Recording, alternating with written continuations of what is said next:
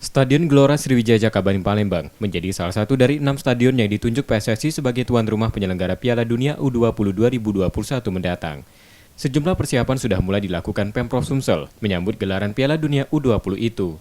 Pemprov Sumsel saat ini sudah mulai menyusun anggaran per sektor, mulai dari perawatan rumput stadion, renovasi kursi stadion, hingga mempercantik kawasan sekitar stadion.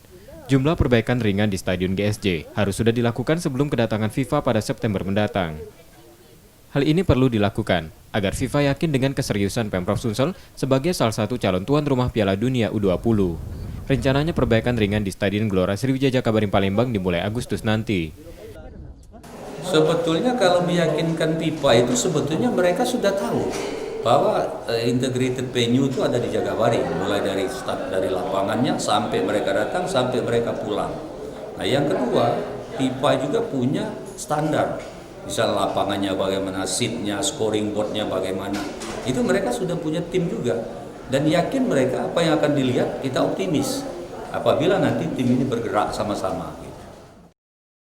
Pemprov Sumsel masih menunggu finalisasi dari FIFA. Stadion mana saja yang ditunjuk sebagai tuan rumah penyelenggara Piala Dunia U20. Nur Muhammad, Kompas TV, Palembang.